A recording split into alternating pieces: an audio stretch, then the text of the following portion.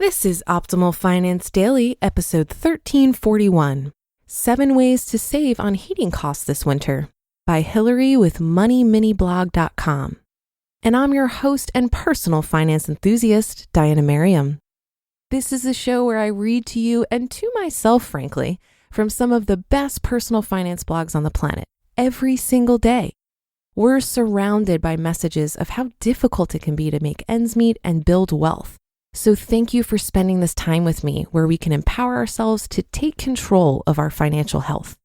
For now, let's get right to today's post as we optimize your life. 7 Ways to Save on Heating Costs This Winter by Hilary with MoneyMiniBlog.com. Winter is coming, if it hasn't already arrived, and with it come lower temperatures outside and higher bills at home. Fortunately, there are a few things you can do that will help you save big on your heating bills, many of them for free. These tips will help you on your heating costs without a huge investment of time or money. Number 1, turn down the heat. With space heating accounting for about 40% of the average household's energy consumption, or about 63% of natural gas consumption, no matter what size of your home or apartment, it's one of the biggest expenses that you have to cover during the winter. It may sound obvious, but it's true. The simplest and most effective thing you can do to keep your heating costs to a minimum is to simply lower the temperature on your thermostat. Each degree lowered during the heating season represents between 1% and 3% savings on your heating bill. Not sure you can manage a cooler home when the temperatures drop? Try the 1 degree method. Gradually changing the temperature will help you save money without noticing that you're using less heating. Number 2, update your wardrobe. Embrace wetter weather in the winter and stay cozy both indoors and outdoors. No need for turning on the heating. Not a fan of bulky clothes? Time to rock the long johns. According to some, wearing 1 layer of thermal long underwear allows you to turn down the thermostat by at least 7 degrees Fahrenheit, saving up to 40% on space heating energy. Finally, consider investing in a pair of slippers.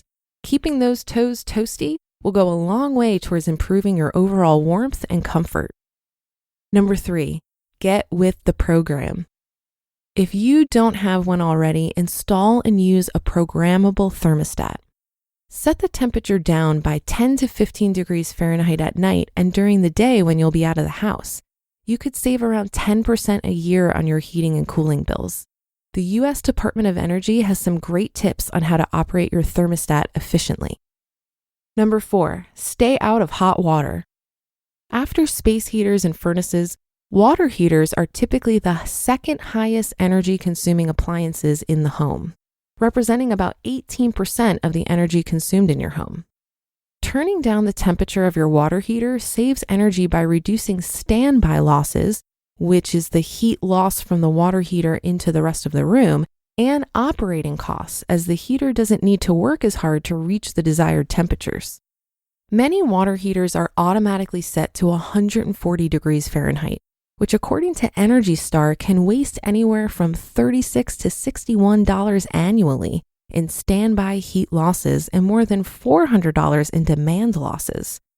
Turning your water heater down to 120 degrees Fahrenheit will save you energy and money, and it's still hot enough for your appliances to use hot water, such as your dishwasher or washing machine. What's more, reducing the temperature is actually better for your water heater and pipes, as it slows mineral buildup and corrosion. If you have small children, it's also a good idea to turn down your water heater in order to reduce the risk of scalding. Number 5, go with the flow. Improving air circulation throughout your home can go a long way in terms of improving your comfort and reducing your need for heating. If you have ceiling fans, make sure they're set to rotate clockwise during the winter. This will help create a gentle updraft, which will force warm air near the ceiling down into the rest of the room. Number 6, become a draft dodger. Reducing drafts can represent energy savings of 5 to 30% according to the U.S. Department of Energy.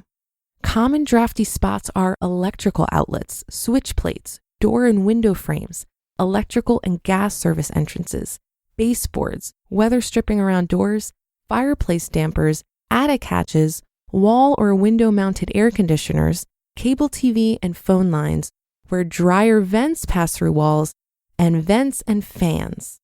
You can do a visual inspection or go one step further and perform your own building pressurization test. Once you've identified drafty areas, check out the next tip for how to fix them. Number 7, seal it up. If you're heating a drafty home, you might as well be throwing money away. Put caulking around door frames and weather stripping around any doors and/or windows that don't close tightly. Use caulking for stationary components, such as windows that don't open, and use weather stripping for more movable components, like doors or operable windows. Extra tip, if you embark on a caulking project, make sure to do so on a dry day when the outdoor temperature is above 45 degrees Fahrenheit. Warmer temperatures are necessary so that the caulk sets properly, and low humidity will prevent cracks from swelling with moisture. Bonus tip, look for help. If you're having trouble with your heating bill, you may be eligible for help.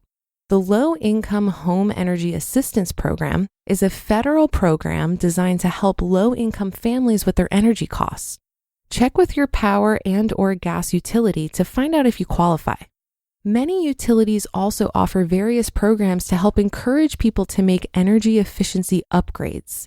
If you're in the market for a new electrical appliance or heating equipment, make sure to check with your utility to see if they offer rebates for upgrades to Energy Star models. Your utility may also offer free recycling for your old appliances, saving you time and the environment. There you have it, with just a few changes to your habits and a couple of targeted improvements to your home's energy efficiency, you could save at least $100 on heating costs this winter. You just listened to the post titled 7 Ways to Save on Heating Costs This Winter by Hilary with MoneyMiniBlog.com. And I'll have some comments, but first, wish you were in early on some of the best performing IPOs of 2019 and 2020? With OurCrowd, accredited investors have access to invest directly, easily, and most importantly, early. OurCrowd investors have benefited from OurCrowd companies IPOing, like Beyond Meat, or being bought by companies like Intel, Nike, Microsoft, and Oracle. OurCrowd's investment professionals leverage their extensive network to review some of the most promising private companies and startups in the world. Their in-depth due diligence includes meeting with management teams and generally comprehensive vetting of deals they decide to make part of their own portfolio.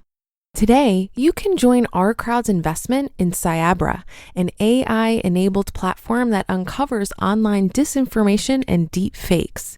As disinformation becomes increasingly threatening to global brands, media, and governments, Cyabra reports that it's uniquely positioned to serve this potential $6.1 billion market. You can get in early on Cyabra and other unique opportunities at ourcrowd.com/OFD. If you're interested in investing, you need to join OurCrowd. The OurCrowd account is free. Just go to OurCrowd.com/OFD.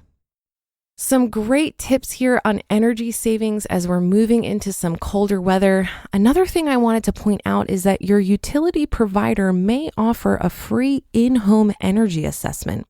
These programs help you learn how your home uses energy and how you can save on your monthly bills. They will often check your home for air leaks, examine your insulation levels, check your appliances, and more. I did this a few months after moving into my house, as I have a pretty old HVAC system, and I was evaluating the savings I might see on my bill if I upgraded to a more efficient system.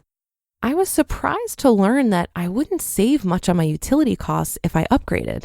The specialist showed me how much of my bill was due to service charges, which are fixed, versus actual energy usage, and advised that my energy usage is already much lower than what they would expect for a house my size.